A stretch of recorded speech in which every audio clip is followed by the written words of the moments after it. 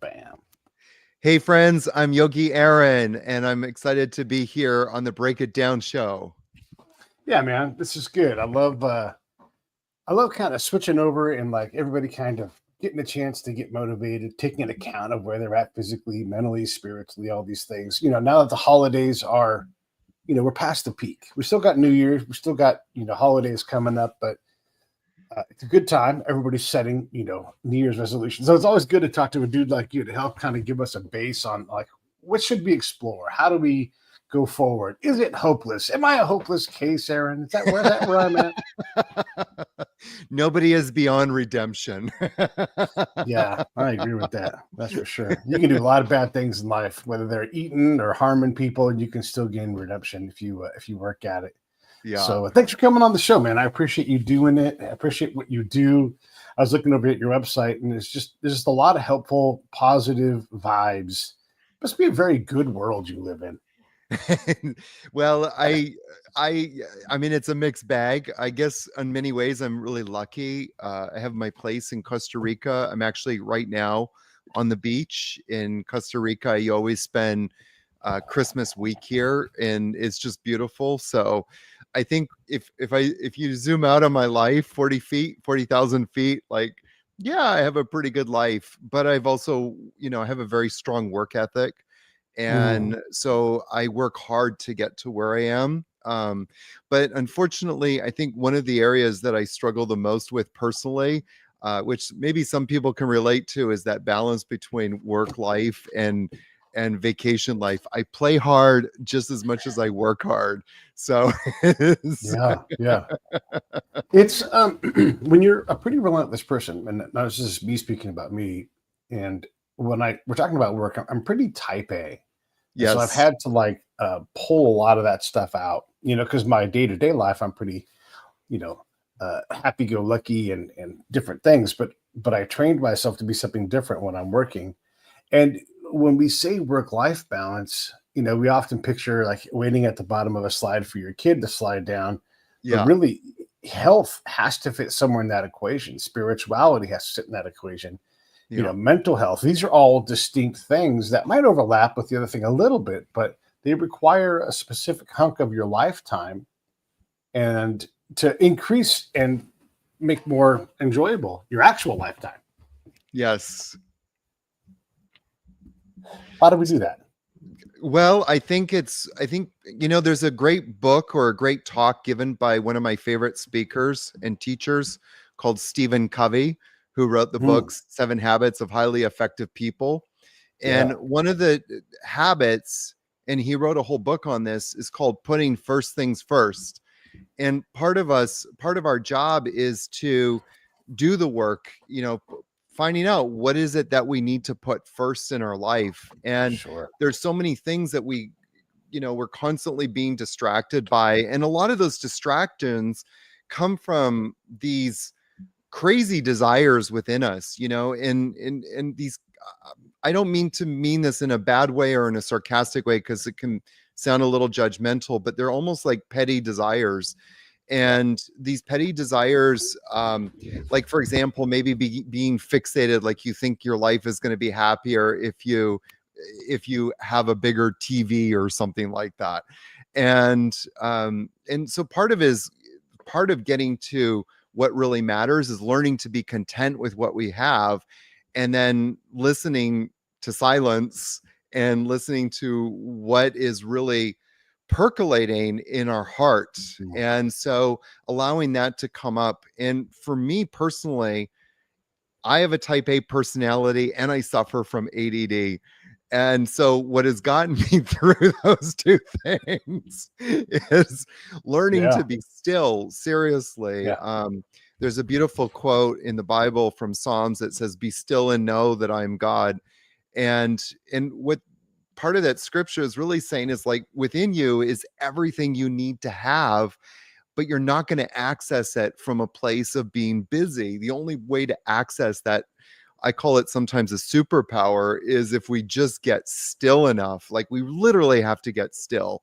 And it's the only way to access that, incredible force within us. In the yoga world, we call that force like the superpower, the Shakti, that when we tap into it, we can unleash incredible willpower and incredible creative energy.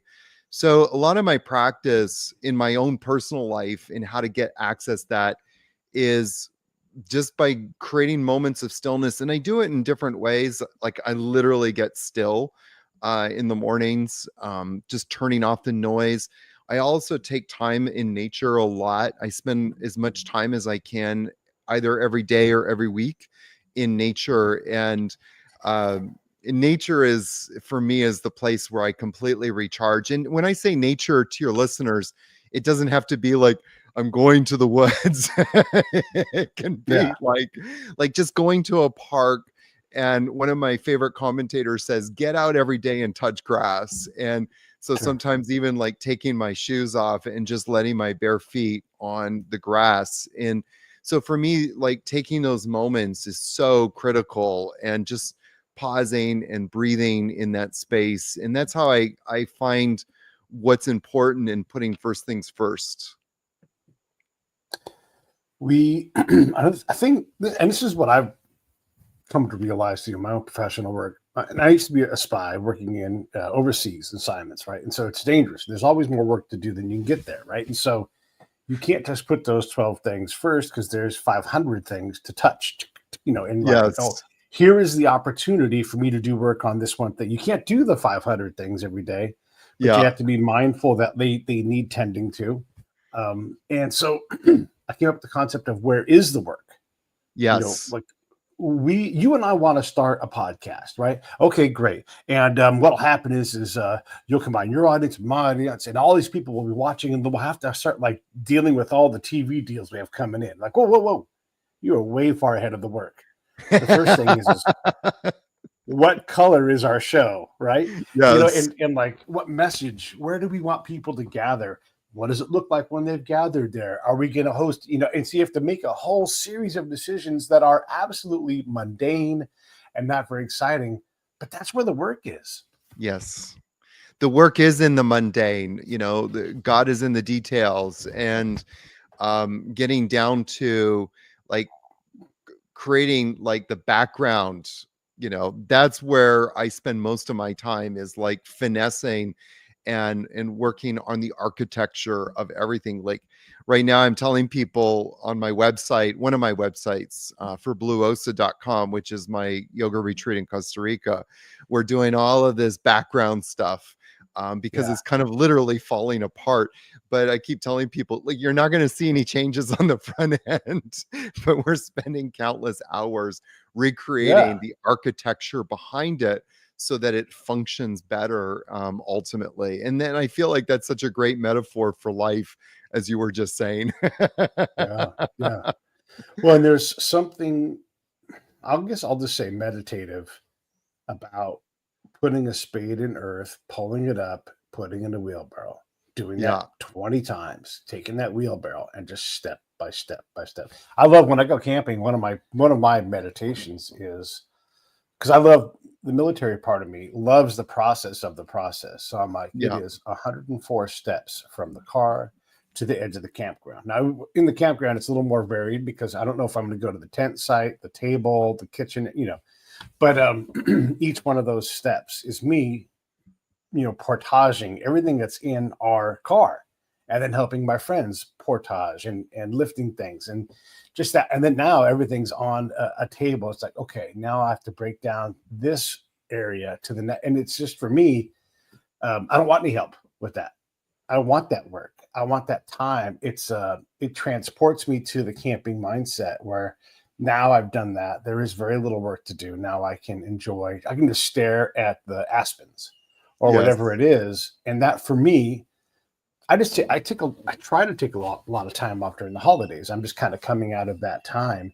And I feel like a lazy loser right now, because I haven't done anything right. And I know that that isn't right. So now I'll work on this part of me to make myself a little better. And my body needs a lot of work. And so I'm like, I've got to figure out how to build it. So I'm always massaging parts of it, but a lot of the work, the mundane, the meditation of that work, for me, is really powerful. Yeah. Yeah. It's I mean, that's where yoga helped me to do, was be able to focus on the minutia. Like when I was growing up, I suffered terribly from ADD and this like hyper, I want to get type A personality. Like I got to get this done. I got to get this done. I got to get this done. And Yeah. I never knew how to control it. And it wasn't until I started doing yoga when I was around 18, 20 years old that I was able to finally start tapping into um, what we sometimes call the power concentration. And it's just like, just focus on one thing. What is that one thing to focus on in this moment? And I find like I get so much more done because I can go, okay, I focused on this, that's done, move on to the next thing and the next thing. And a lot of times it's about moving sequentially through a list or through things to get to the end goal. And there's like that great expression or that great saying, like, how do you eat an elephant one bite at a time? Yeah. Yeah. uh, Yeah. I feel like that's what I've been doing. Yeah. Yeah. And then my brain's like, but there are so many elephants out there. Okay, how do you eat a herd of elephants? I know, right? Yeah, yeah, yeah. Over a lifetime is how you do that. But Yes. but that is, just taking the work and the mindset stuff. It does seem to be helpful to make, the tactical, the next thing I'm going to do, the next elephant I'm going to grab and take a rip out of their hide. Yeah. I need for me to figure out which one is going to be next. And maybe I chew on one for a whole year before I go over to the next one. It is, I don't know. It's like right now I'm working on a bunch of different movie projects trying to get them out the door. And I can push and push and push and push on these things, but and they move. I can't tell it. But I Yeah. look back and I'm like, holy shit, these projects are further along because I've slowly pushed at something I didn't think was even doing anything. It's like doing push-ups and moving the earth. You're like, I'm moving, the earth's not moving. But then you Yeah. look and you're like, holy shit, I did Yeah. push-ups for a year and the earth went all the way around the sun, So yeah, it's helpful to think about those things, I think. I think that sometimes too, people get very impatient. I mean, there's a few things to consider, like, what is the metric of our success? And so a lot of people are always like, okay, I'm either successful or I'm a failure. And so I'm not going to try anything because I don't want to fail. But failure, people that fail are more successful the next time because they learn from their failures. And so, you know, um, we need to fail more often so that we can succeed more Oh often. boy. But that's not where my point was. My point was, like, have that end goal. Like with your projects, you have a like vision of where you're going, and keep taking micro steps and trusting it's going to get done. We're going to Yeah. get there. And I kind of often think about, like, I have these goals in my mind of, the life I want to create. And I think about before I was really a famous yoga teacher. And when I say famous, by the way, I don't mean like world renowned or something. I mean popular enough that people want to come and either take class with me or want to hire me to go to their yoga studios. And back in early 2000s, when I really got into teaching, I had this like vision of, wow, it'd be really great to travel the world and teach at different studios. And I remember, like, I set that goal, that vision around, it was around the summer of 2002. And by 2009, that year, I was traveling once or twice a month everywhere around the world, teaching and living like that goal. And so, but it was gradual. It just didn't happen overnight. I remember by Right. 2004, I was already starting to do it and going, wow, that really started transitioning. And then it just kind of grew from there. And so all we have to do, again, it's like putting first things first, going back to your initial question, like, what do we Mm. focus on? What is it that's really most important to you? Is it that big screen TV, or is it traveling around the world, Right. teaching yoga and living your dream? So putting first things first is really important on the path. Yeah. Another area that I've learned, especially through doing the show, because the show is in itself like a book of life, right? Yeah. And the lyricist, the rapper, a guy named the DOC, he worked with guys, well, he's worked with everybody, but his peers are Ice Cube, Dr. Dre. He was part of the NWA era, right? And he wrote a Mhm. lot of their raps. And his girlfriend, and I'm name dropping here because he was talking about the story, so it's relevant. Erica Badu was his girlfriend, and he was just struggling with a lot of stuff, as a lot of us do in our 40s and 50s. And she said, a lot of these problems, they don't belong to you. Why don't you put them down, see what happens? If we need to pick them up, you always can. And all of a sudden, the things that didn't belong to him didn't matter to him once he let them go. They didn't impact his life. We get caught up in so many things that don't belong Yeah. to us. Yeah, it's again, it's just putting first things first. What is it that's really most important to me? Yeah. And also too, what do I feel obligated to? I think that one of the most healthiest exercises I do a lot is, play differ out or take out the I shoulds. Like, where are the areas that I'm saying I should do that, I should do this, I should do that, and then where is my family saying that, and then where are my friends saying that, and where is society saying that, and then some of them we should do, like we should try to be better versions of ourselves. Yeah. And I think part of that is looking at, like, again, putting first things first. What is it that's really most important? Where are the Yeah. areas of my life that I need to improve? And then where is it that I'm just kind of hanging out because everybody is saying that I should hang out, Yeah. And what is it that's really going to fill my heart and my cup, so that I can be a better version of myself. Yeah. No, that's great. When you talk about being a better version of yourself, it's one thing to say that, Yeah. but it requires a lot of, I would call it miscomfort. It's, you don't understand what comfortable is like in that setting. So discomfort, sure, but it's a discomfort. Yoga is a lot like this. You're like, I know that bird is uncomfortable today, but hang in there. You'll settle into it, and you'll find where you need your work at with that. But well, and you have a podcast. This probably will resonate with you. When people talk about diversity in life, it means that you need to, like, find things that are uncomfortable and go Yeah. be part of that world and see what that's like. You're not allowed to be comfortable and diverse at the same time, because diversity is the spreading of things, right? And it's okay to have unity as well. It's very hard to balance those things, but that lack of comfort, you have to be comfortable with being uncomfortable. Yes. And sometimes you need, like, that support system in your life to help you identify, like, I for as long as I can remember, I've endeavored to become the best version of myself, and Sure. it's definitely not been a straight line. No. and and there's times when I've been a complete and Yeah.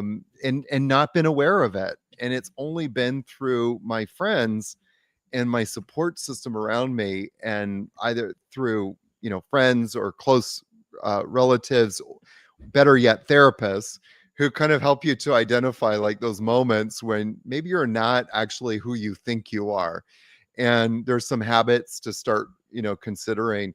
Yeah. I will tell you that I live in Costa Rica, and Costa Ricans are not very good drivers. And that's a kind statement, actually. Right. Right. And so for me personally, like, one of the barometers that I use about where I'm at in life now is how reactive am I when I'm on the road driving in Costa Sure. Rica? Yeah.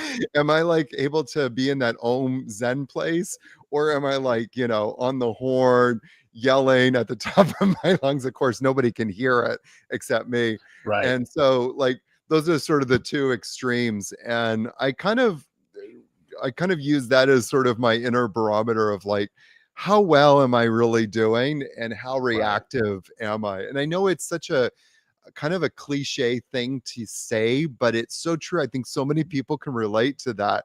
Like, there's those little things that kind of pick at us in our life. And if we can, like, use that as a barometer, and whenever I'm driving, like, I know that I'm right, and I know that I'm a good driver, but how the level Yes. of self-righteousness that I have around Yeah. It's a real thing. It's a kind real of, like, thing. or I'm like, oh, Aaron, we've got work to do. Yeah. Yeah. Yeah. Yeah. Well, this is a practice I take on a smaller scale when I go to Costco. Yeah. And my Costco has several different ethnic groups that are there that shop differently than I do, and I'm very like A, B, see you later. I'm out, done, right? Like fast.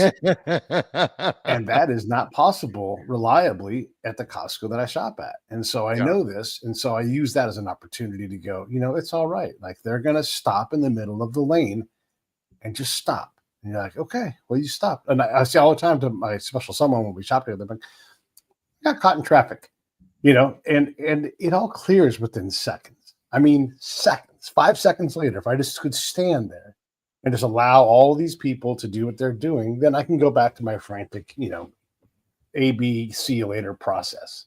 Yeah. But it it causes me to realize whether I'm driving or whatever it is, the times when I enrage myself as opposed to just going, everybody's trying to get somewhere, it's fine. I'm going to get there. Nothing, unless something crazy out of my hands happens, I'm going to get from A to B, no matter what. Yeah. I don't have to necessarily be there on time. I can communicate, hey, there's traffic. I live in Southern California. If you text to someone, hey, I'm running 15 minutes late because of traffic, everybody's like, yeah, obviously, it's not even a problem, right? You don't want to be late, but everybody can be late, right? So, but boy, I just get, I'll get in a lather sweating in my car because I'm running 5 fucking minutes late, and then I'm like, Pete, seriously, calm down. There's a good expression or a good saying or a good question that I always use. Is anybody going to die? Right. So that's kind of Yes. one of the things that I kind of been using to, check my type A personality in the Right. last few years, is just kind of like having that awareness of like, I'm giving it my best. There's nothing more I can do in this moment. Right. I could make better decisions next time, but in this moment, what's the point of stressing out and moving into a future that hasn't even existed yet? Like, just come Yeah. back to the present. And Oof. so that's something that kind of, I use that a lot for myself, just to kind Yeah. of hold perspective on Yeah. what's important, because so many of us lose it in crazy situations where there's there's nothing to do but just surrender to the moment and be in the Right. present. Yeah. Yeah, there's a lot of things you just said there we could dive into. One of them is don't borrow no. Like people say, how do you book people like Yogi Aaron on the show? Like, well, I ask or he asks and I say yes or whatever it is, right? Like I just simply do the act of setting these things up. And then at some point, my show starts booking itself and it just becomes a place where people just appear, which Yes. is how I ran my spy side of the network, where I wouldn't ask for the thing that I wanted. Where are the bombs? Because the worst way to find the bombs is to say, where are the bombs? No one's going to tell you that. And so I would just build this thing, here with the show, in my work in the field, where I'm not afraid of no. Like if you don't know who I am, then if I can introduce myself and say, hey, I'd love to have you on the show, yes or no. It could be 5 years from now. You'd be like, you know what, I am going to come on your show. And there's always that time where things are available and they work, and you don't have to worry about what might happen, right? You don't have to get too far ahead. The other thing is, this is saying kind of similar to the one you have. I'd be in like the operations center, in Afghanistan, Iraq, wherever I was. I'm like, you know what? I got to clear my head. I'm going to go take a nap. And then invariably, like one of the younger guys who doesn't understand combat as well as I do, because I'm like a black belt. I'm like a yogi when it comes to black belt, or it comes to war. And they look at me funny, be like, hey, Captain Sutter, don't worry. The war is going to be here when I get back. It's going to be fine. We're not going home in the next, hour and a half, whatever. So let me recharge my body. Let me take care of myself. And the older, veterans understand that kind of thing. We could hang with the young guys who would run themselves ragged and stay up on all kinds. Look, we all have some kind of way to stay up, but there is an elegance to understanding, hey, I'm hallucinating now. I'll better serve everybody if I just go and take a rest. And if you guys win the war in the next 15 minutes, let me know. I'll gladly pack up my shit and go home. Yeah. But we do get ahead of ourselves, right? We do make this moment so precious sometimes, and sometimes it is. But also understanding, you know, again, how to apply your work, what to put first, what are those things? Am I working Yeah. on these things? And one of those things needs to be us, ourselves. Yeah. Yeah, taking time for ourselves again, as I mentioned earlier, just having that moment where you can reconnect to what's important, that's so critical. So that you can, a friend of mine said it was like it's like taking a spiritual shower every day, like that kind of tuning in is just critical for you to be able to take that mental headspace and then go out into the world with that fresh perspective. And so many of us are waking up like not feeling rested. We're waking up with stuff that we're carrying from the last day because we haven't completed what we needed to complete before the day before. So we wake up and we run frantic because we're trying to like, oh my God, I got to do this, and I got to address this day. And instead, like, create fresh perspective and just say, hey, what can I let go of? What is it that it doesn't really need to be done? And Yeah. where do I need to put my attention? I interview a lot of people in entertainment. And when you gain a certain level of success, I'm not talking stars because that's a different world. Like they don't live in the real world. But in some regards, this applies to them too. But let's say you're a voice actor and the phone starts ringing. Hey, Pete, we need you for this job. Hey, Pete. Hey, Pete. Hey, Pete. All of a sudden, this thing that you've been dying to be said yes to is demanding that you always say yes, even if you now hate the thing that you wanted to do as a dream, because all you get to do is work, and you haven't learned how to meter that and say no thank you. I'm taking a week off at the end of the year, or whatever it is, right? Yeah. We have these gifts that become a curse because we become, for whatever reason, successful at it enough that we loathe the very thing that we craved. Yeah. And I when I moved to New York, I was just thinking as you were saying that Yeah. I really wanted to teach people private yoga. And I got to this point where my schedule got so full and I was running myself ragged. And I had this huge epiphany. It was actually during a yoga retreat. I took a week off and went on a retreat at a place close to New York City. And Yeah. I had this kind of epiphany and I thought, I love teaching. I love teaching privately. What am I not getting here? Like I'm starting to run myself ragged. And then it dropped in that moment of stillness, raise your rates. Raise your rate. Yeah. Yeah. We're so And I, terrified to raise our rates. Yeah. yeah. And that was the solution because then automatically, a whole bunch of people just stopped booking with me. And then I ended up attracting higher quality people. And so and that's how I got to keep doing what I love doing. It was like, I don't need Yeah. to be serving all these different people, just serve the people that are going to value me more and more, or show their value more. Yeah. And I think like that's what's really important as we cultivate our success also is like, who do we want to hang out with? And constantly thinking about like that community and what am I Oh, projecting to attract those people that are either of like mind or part of my tribe or on the same kind of mission or vision that we're on. And I think like that has been a big part of my own personal success is being very clear about the people that I would yeah. consider my community in my life. Yeah. You could say that again 100 times to yourself. Remind yourself what. So I had to become a handyman when I came back from Afghanistan the last time because no one would hire me to do anything. And so I had to make money. And so I started doing handy jobs. I'm not particularly handy, but I'm good at people.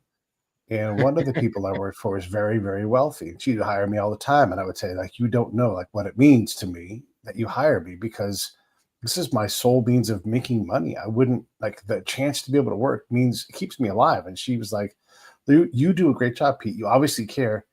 Raise your rates. And I'm like, oh yeah. And it took me a long time to convince myself that it was okay. But in life in general, we get so nervous about our money flow. And we need to, right? It's very important that we're afraid to go into our boss and say, hey, I'm gonna need more money, man.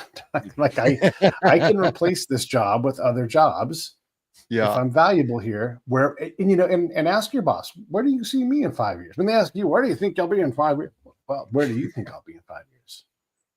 What's in it for me? And when we don't think about how we value our time and our money that we get and get those things in agreement, you can't do things like I'm gonna do retreats in Costa Rica, right? Like I'm gonna do this bigger thing, but to do that, you have to get all these other steps out of the way first before you can build something that people will fly across the world or wherever wherever they're coming from to go sit, and then you're able to sit with them and not you're actually in a retreat.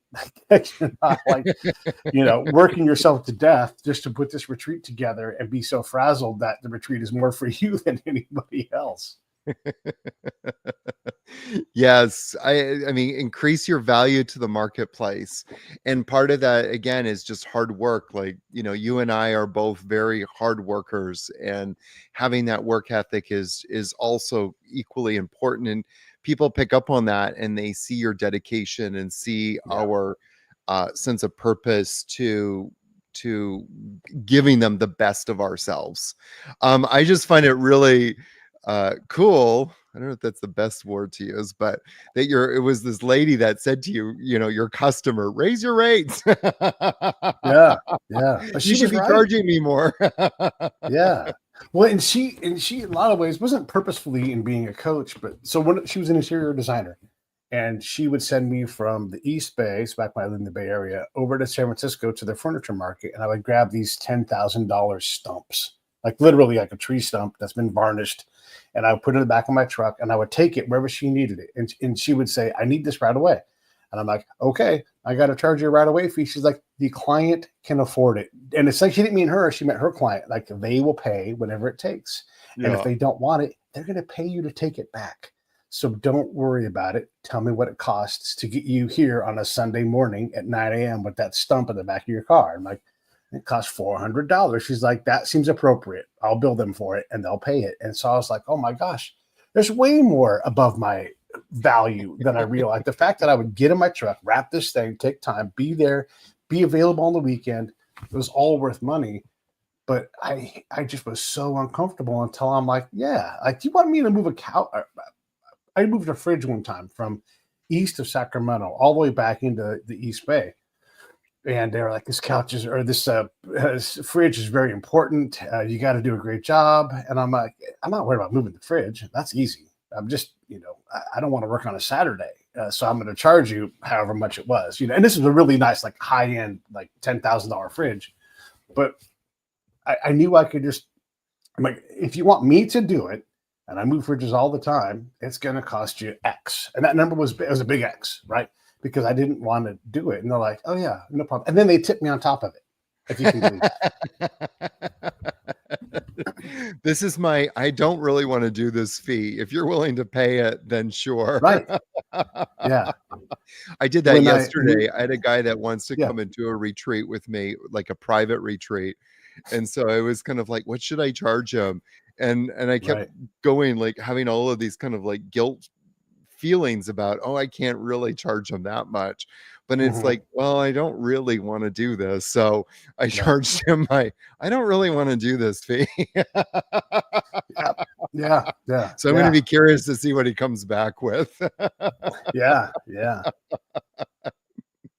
When we look at our physical well-being, how do we value that? Like you and I just talked about valuing our time. I mean, I'm looking at people in my life that I'm like, oh my gosh, would they have look, and humans are bad at this, but would they have done better about taking care of themselves? Would they have, spent more time doing whatever?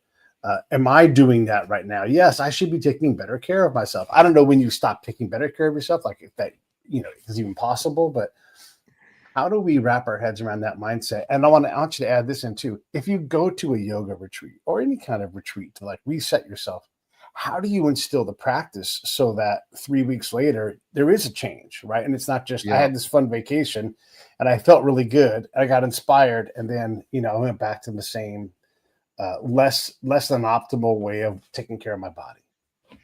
Ooh, there's a lot of questions there. Uh-huh. I think the whole thing about us taking better care of ourselves, like a lot of people know that they should, but they don't understand why they should. And so that's a huge problem. Like, again, understanding the why. I think that when I was younger, I just always assumed that my body would be healthy as long as I kept moving. That is not true. Right. there's, Right. Yeah. it's not true. I've had to, not that I have to work more at it now, but I have to work differently at it. And I, I think the difference is that there's a lot more focus now on stability, on activation, which is kind of the lane that I drive in, where before it was all about how much can I just do, do. Now it's more about how much can I activate, and taking those moments every day to do things. And this is a phrase that I use a lot in my own mind as well as with my students. But what are you doing today that your 80-year-old self would thank you for? And Right. that really keeps me motivated to take better care of myself.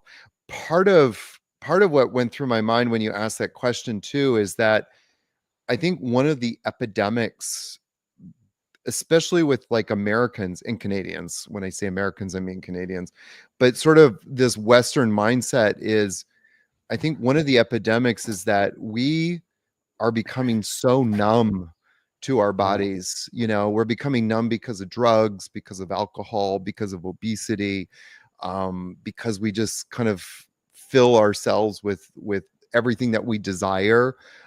We're becoming numb because of Facebook or social Yeah. media, screen time.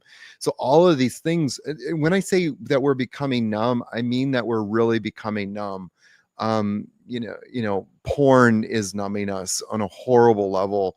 And so what we need to feel alive is becoming even more extreme. Instead of drinking, a glass of wine, now I need 5 glasses of wine. Instead of Right. doing, having a party weekend once every 2 years, now I need it like 3 times a week, sort of thing. So with that sense of what we need to kind of feel within ourselves is Yeah. numbing us at a horrible level. And so this idea of how we should take care of ourselves is an interesting conversation. But I, for myself personally, I just keep saying to myself, like, what is my 80-year-old self going to say about my 50? And now I'm going to be turning 53 soon, so I should really Yeah. be saying, what is my 90-year-old self saying to my 53-year-old self? Yeah. Yeah. Yeah. And that really kind of sobers me, because I really know, like, there's a lot of statisticians that are saying that a lot of us are going to be living till easy 100, probably Right. 110. By the time I get to that level, we're going to be living 110, 120. And what is the quality of life that I want to have when I'm at that Yeah. age? And Yeah. that really helps to keep me sober in this moment to make better decisions for my future self. What was your second question? It's gone now. Well, you know what? I'm just there's so many things, but just that getting control of making these decisions. But I want to keep this thread going and just go forward with that. In my life, I spent a good amount of time in old folks' homes, in Yes. memory care, and you want a time machine. There's one right there. Go to a memory care, learn what it's like to be there, understand what assisted living is, and all of a sudden you have a picture of where you are headed. And look, I'm 55 in about 3 weeks, right? And so I Ricky Henderson, I grew up, he was my hero. He is 65 or was 65. He's dead now, right? And so these guys are just ahead of me. And all of a sudden, 70, it just is like 70 is probably reliable. Like most everybody will get to 70 and be able to walk around pretty good. But you're way down on the decline phase for a lot of people. So the next year, Yes. maybe the next 5 years, maybe for sure the next 10 years. And the numbers again are like, hey, once you get to a certain age, let's call it 62, you will no longer have healthy years. If you're the average, you will have significant portions of your year, significant portions of your life degraded to the point where you are managing a lot of health things. Now, not everybody, but you don't know going into that thing. And so if we can invest in ourselves and go see someone like Yogi Aaron and go to his website or go follow what he does, which all these things are all right here on the screen. You can see them down below me. That is what we're investing in. So for sure, go look at what dementia looks like in real life. Go look at what, you know, what we think of what these places look like and what they Yeah. are. It's these lives are different, and we should want to act better. I mean, look, financially, we should also invest from like our age, like 10 years old. Like, I'm going to invest $1 or, you know, whatever. Money would be less of a problem too, right? But we don't do that. Why don't humans do that? Why don't we look at our future self and go, oh my God, I need to go out and do some jumping jacks or something? That's a good question. I don't have the answer. Yeah, I know. I mean, we Because were we all do talking. some form of that, right? Like whether it's fitness or money or eating or whatever it is, we all do some sort of like, wish I should, I would, you know. The why is so important, and a lot of us are just very disconnected from our why, either because we're never taught to focus on it, we're not taught Right. to, get in touch with what is the most important thing, you Right. know. That's probably plays a big part of it. And Mhm. then we just go back to our habits, and that our habits can take over so easily, and put us back into where we started. We were talking about this the other day with some guests, and how healthy they're eating when they come to this retreat, Blue Osa. And and we fill almost every single meal with salads, with fresh vegetables, different varieties, different Yeah. tastes. And it's like, I never eat like this when I'm at home. This is what they're saying. And Yeah. I'm Yeah. like, well, why not? And it's like, well, I just don't do it. And well, do you want to? Do you feel better? Yes, I do. Well, then you won't though. And they said, probably not. Yeah. Yeah. And I can't comprehend that.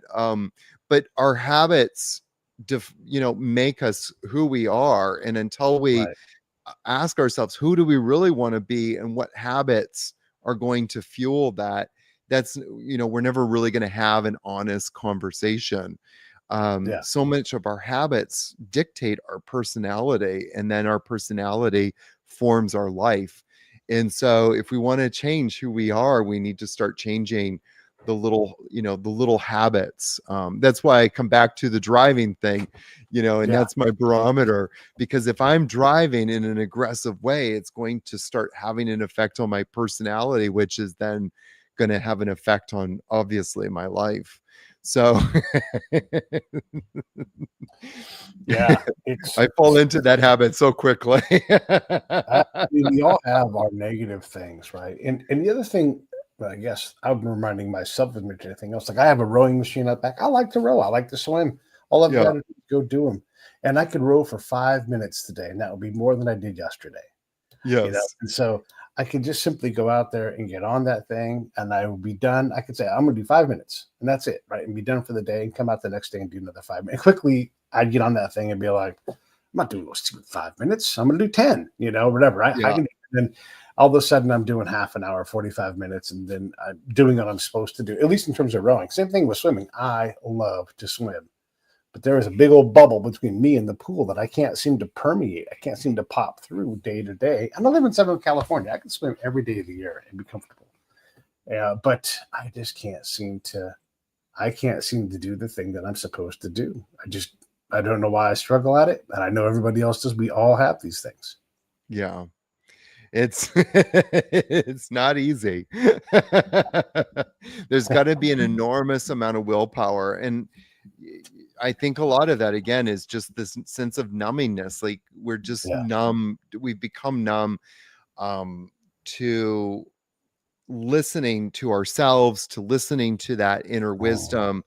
And uh and so we just need like some outside help, and going on a retreat for a week is a good start. Taking, sure. you know, uh if you want to call it health vacations, or self-care vacations, where it's vacation with a purpose, instead of just going to the beach, which, is nice, going to the beach, going to a beach resort, and then drinking your ass off for a week. Great. Mhm. Come back more numb.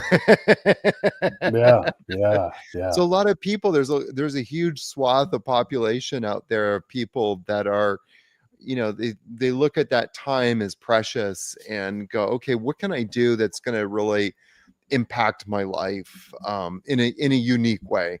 And there's, I don't think, as a cookie cutter, like there's no one size fits all. It's very individualized. Sometimes for some people it could be like, I'm going to go and do a bike trip across France for a week. I'm going to Yeah. go on a hiking trip for a week. Other people, it's, I'm going to go on a nice food, tasting tour, and learn how to cook. Do things that are going to enrich your life, and help you to unmask a little bit more about Mm, what is it behind that's really driving you. Get in touch with your yeah. why, man. Get in touch with your why. I love it. I love it. Yeah. The why thing. There's a lot of things that numb us too. You mentioned porn, but it could be Uber Eats, just having someone constantly bringing you takeout food instead of just going to the damn store and just making your own fucking food. I mean, Yes. go buy your own groceries. Like you don't need it to just show up ready made. And so all you do is just throw it in your yap. You can have much more control. And look, I'm not saying don't ever do that stuff, right? I like pizza. I certainly could lose some weight by eating better, but it's way harder if you have all of these gates between you and that best food choice. Yeah. We eat salad and vegetables all the time here. I still don't eat great though, especially right now, like muffins and cakes and all kinds of holiday delectables are going into my body. I've got to change that.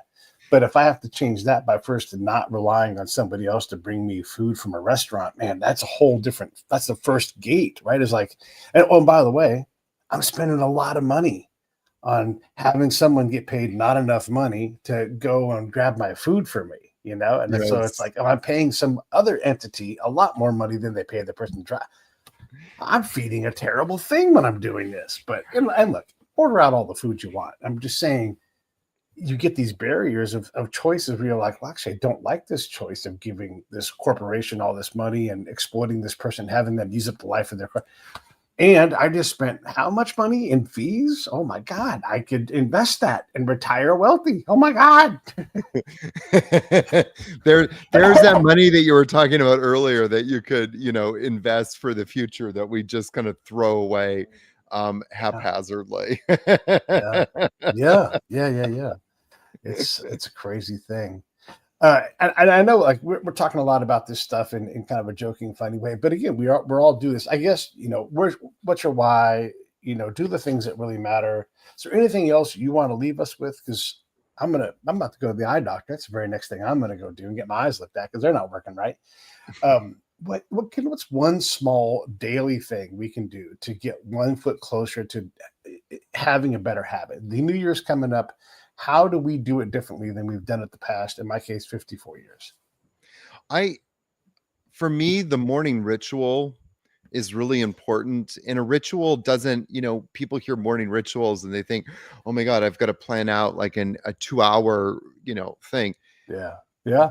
It doesn't have to be a 2 hour thing. Like for me, I have my ritual in the morning. I wake up, I do my ablutions, clean my teeth, scrape my tongue, and then I go and have my internal shower. And so, which involves usually about a liter of water in the mornings. And as I'm doing that, I take that moment for introspection, make my Mm, coffee, and that's a whole ritual in and of itself. It's not just like, flip a switch. I have a French press. I take time to smell the coffee. I take time yeah. to, really be with it. And then And then I have some quiet time, and it can be like, sometimes it's just a minute or two, and then other times it's a lot longer. But just having that time, that we cultivate a sense of sacred. And I want to just kind of speak to that sacred, because it has a few different connotations. But for me, like, cultivating a sense of the sacred means that this is a moment that nobody else can touch. It's a moment Mhm. that I have enormous respect for. Um, and uh, there's, the Notre Dame, Mhm. Notre Dame just opened up recently. And, there's a huge fire in it. And before the fire happened, I was in the Notre Dame on a trip to Paris one time. And I walked in there, and there must have been, a couple thousand people in there, and you could hear a pin drop. Yeah. And that's like, it's like every single person made a silent agreement. We're going to be quiet, and we're going to just be in this space. And Love it. for me, Yeah. that is like what it means to cultivate a sense of the sacred. And my invitation is, have a morning ritual. Be aware of what that ritual is. It doesn't have to be complicated, but whatever it is, cultivate a sense of the sacred around it. And maybe it's like going for a walk around the block and just being in silence. And that's one of the best things that you can do for yourself, because probably you're not doing it. When I say you, I don't mean you, Pete, but But me, for sure, people me. that are Yeah. out there are probably not doing that. And just, if you make that one little course correction in your life, that can set you on a whole different trajectory. When pilots go from Los Angeles to Hawaii, they constantly have to make course corrections.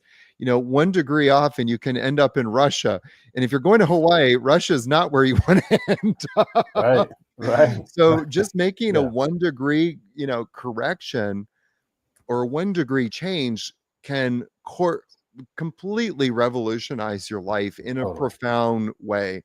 So that would be my one, offering, is just cultivate a morning ritual, become aware of what that ritual is, and then build upon it, as it grows within you. And as it grows, you'll want more of it. I got to say this too, because we're roughly the same age and we know a lot of people the same age. We were rocking the French press, great coffee and all that kind of thing. And someone in our little group, their numbers came back high on cholesterol. And one of us had read an article that said, hey, take out the French press. It can contribute to high cholesterol. We removed the French press from the coffee process. Guess what? Cholesterol went down. Crazy. So if you ever have that, it's worth it to say, I'm going to do coffee, not no coffee, just don't use French press, because it can lead to that. And instead of opposed to taking a pill, you can just say, I'm going to have drip coffee or whatever it is. But yeah, it's just these crazy, and that is a micro correction, right? And I'm not saying that Yes. you should change. I'm not trying to jump on your ritual, but if you're like, man, I want to get off these statins, and just try no French press. You talk about a small course correction. That is the tiniest course correction ever. And you're like, yep, I fixed that problem with just diet and exercise, and I still get to drink my delicious coffee. Wow. French Yeah, isn't that press. crazy? That is amazing. I'm going to have to look Yeah. into that a little bit more. Yeah, yeah, actual academic and again, it's like, it can contribute to this, and so if you take Yeah. it out, but when you have a ritual, you have something you can change and go, "Oh my gosh, I just made my ritual better," or whatever it is, right? And again, Yes. you do what you need to do, but it's these small things that can lead to a very profound change. Like if you got up, I'm not saying you're on statins, but let's say that you were, you're like, yeah, I just can't seem to get a hold of my, and you find out your ritual had a negative thing, you would like switch it to whatever, Mr. Coffee. And you would be like, I've just improved my. I mean, how it's remarkable. The tiniest little thing, this the mundane we talked about Yeah. earlier, can make the biggest difference. Okay, anything in closing before we go? Otherwise, I'm going to wrap this thing up for us. No, I mean, people, if they want to learn more about me and learn how to live pain free and find out all kinds of other things, check out my website, yogiaaron.com. I have a lot of free content out there. If any of your listeners want to get my secret affirmation series, contact me on Instagram say, hey, can I get that free affirmation series from you so that I can go out to manifest and live my life purpose? I'll be happy to share it with you. Love it. Love it. All right. I'm going to run this credits. Stay there with me for a second, Aaron. I'll be right back to you. Everybody else, I'll see you tomorrow. Hey, thanks for watching the show. I really appreciate it. Right here, you can subscribe. Please do that. It makes the show grow. Hit that notification bell so you know which incredible guest is coming up next. Down below is the PayPal link. You can put a small subscription in. That is an enormous help. All that money goes right back into the show. And then right up over here are the next episodes you should listen to, curated by yours truly. Thank you.